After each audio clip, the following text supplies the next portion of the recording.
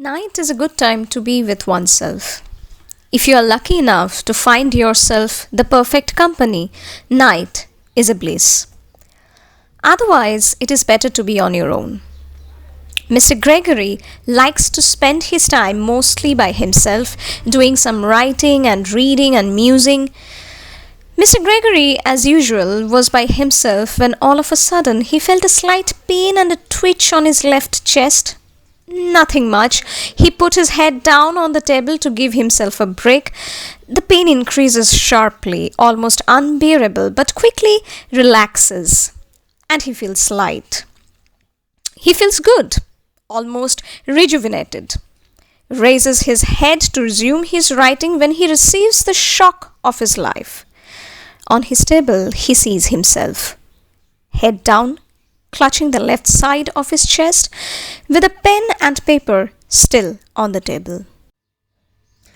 At first he thought that he was dreaming, but he soon realized what had happened. He was dead, and the body that lay on the table in front of him, he was shocked beyond expression. Looking at the face of a dead man can never be a treat, and Gregory was looking at his own pale face, degenerated by the pain that he had felt right before breathing his last. He was dumbfounded by his death, and even more by his presence even after his death. Had he turned into what people called ghosts? He looked at the paper in front of him.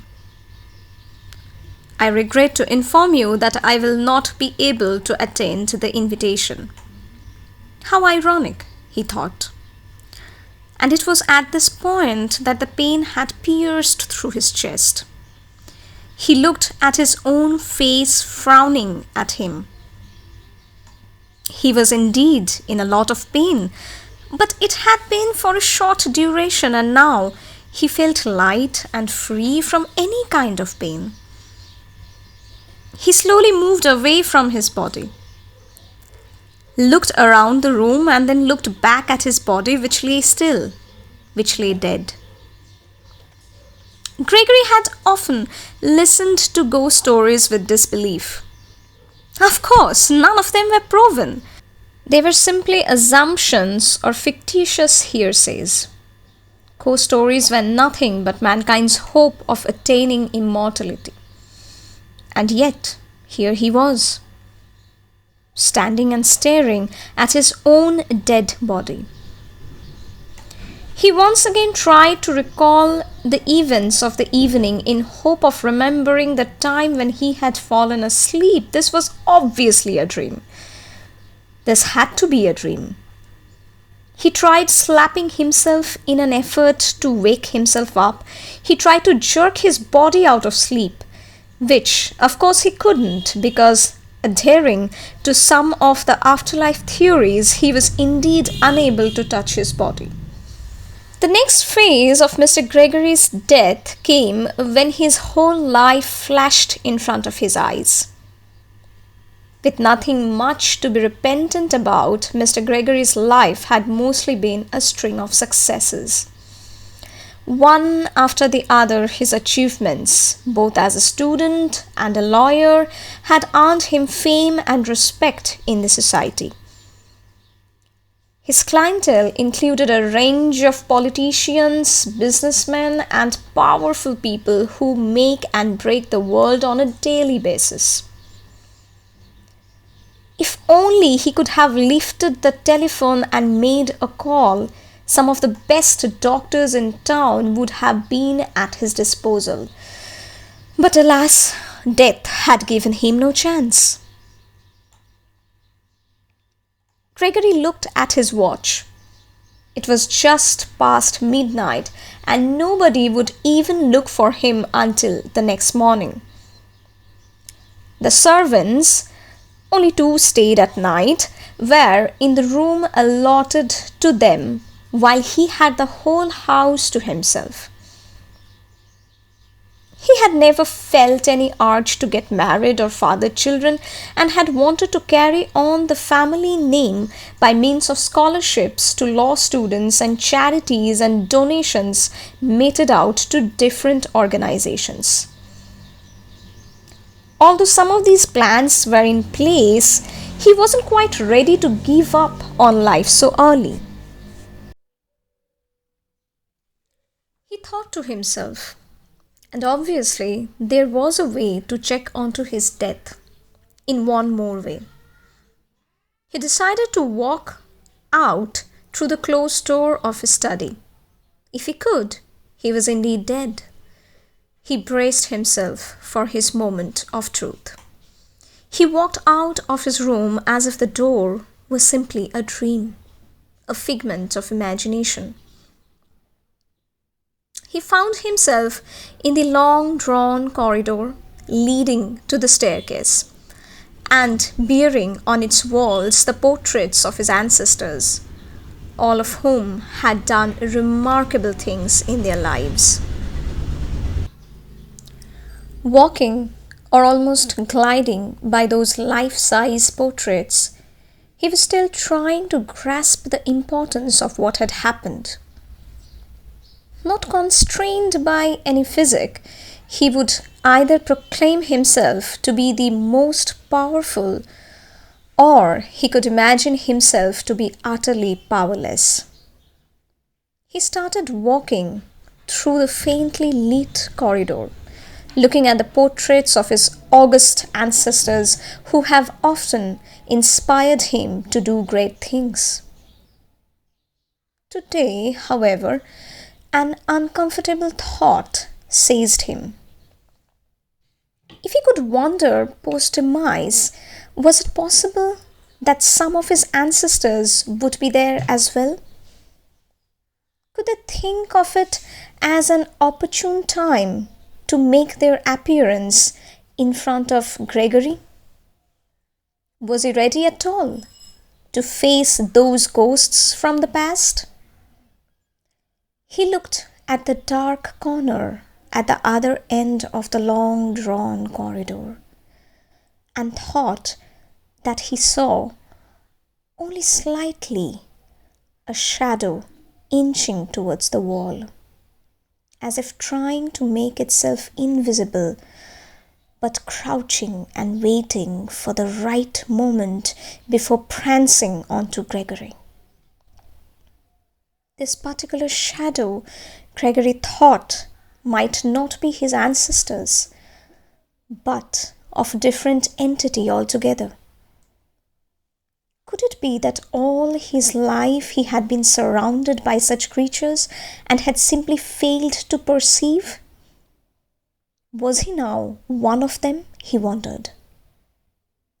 Though he couldn't consider himself to be one, just then he heard a faint murmuring behind him. It almost stopped his heart, though it was impossible since it already lay still. He kept standing, waiting for the next thing to happen. But it didn't happen. He felt that he had been standing there for hours, without finding it in himself to turn and face whatever there was to be faced. After some time, from the corner of his eye, he gauged the distance between him and the door to his study, closed his eyes, and ran for it.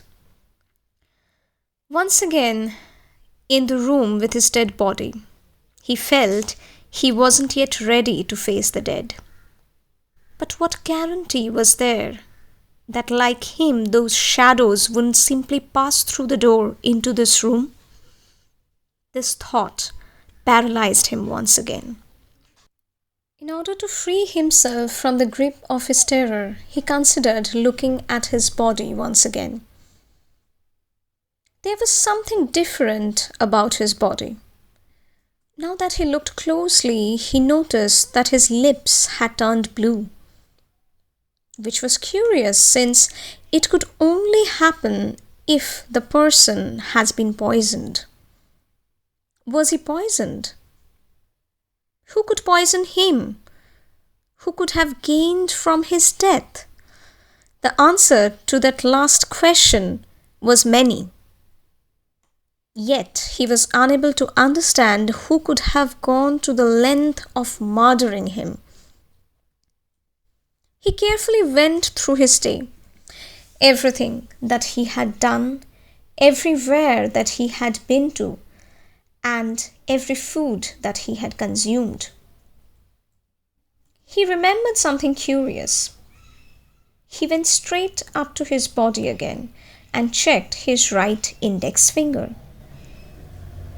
The paper cut was almost invisible now, but still there. This unbelievably sharp piece of paper had come within an envelope along with the marriage invite.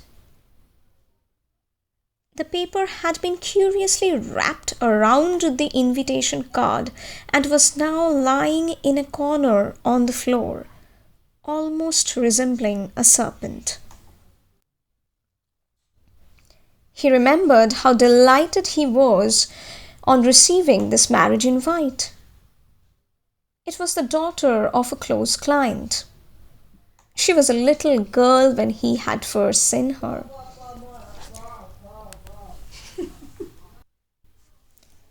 He remembered how delighted he was to receive this marriage invite. It was the daughter of a close client. She was a little girl when he had first seen her, growing up slowly over the years, changing into this beautiful lady and finally a bride. She had recently fallen in love with a young man with dreamy eyes and high ambitions, but not with much of a family name.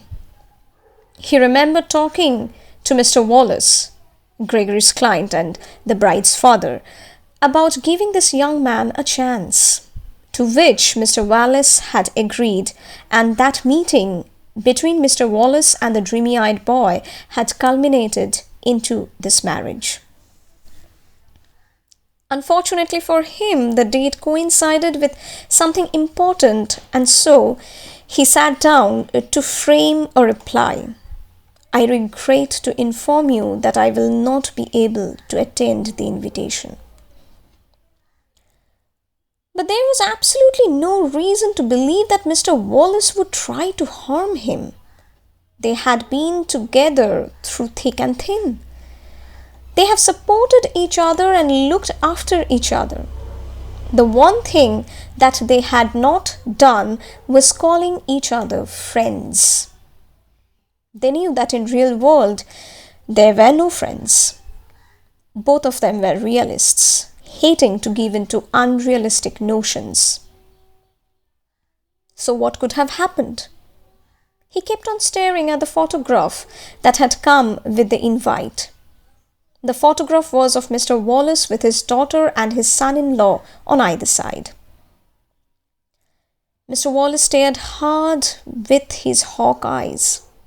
With his pipe dangling from his lips, his paternal self almost enveloping the two tiny, disappearing figures. Gregory went through the different nooks and corners of his mind, trying to find one probable reason for Wallace to commit this crime. Although it was not Wallace's style to poison somebody, people were most likely to disappear if they came in Wallace's way. Considering some of the other possibilities but unconsciously eyeing the picture, Gregory had a revelation.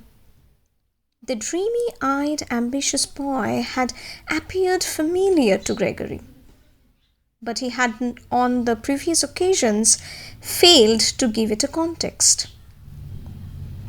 But today, a scene flashed in front of his eyes, a scene belonging to the past, almost 20 years. He remembered walking out of the courtroom and facing the same face with an accusatory look in its eyes. Gregory was overjoyed at his triumph over his opponent, but those eyes had made him uncomfortable. As he went through the scene again and again, he was able to recall and face an event from his past life.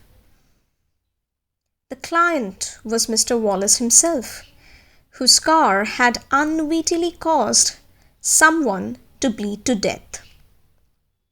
Mr. Wallace, who was yet to rise to the zenith of power, was quite trapped in the situation, since there had been some witnesses who were ready to testify against him. But Gregory had proven his worth.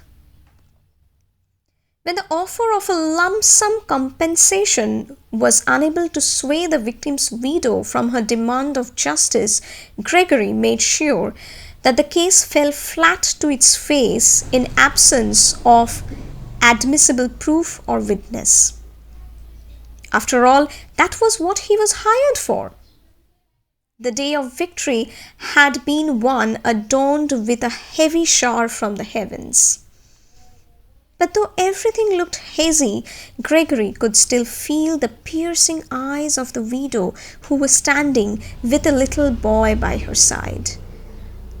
Looking back at the scene today, the ghost of Gregory felt that the boy had uncannily cold but dreamy eyes.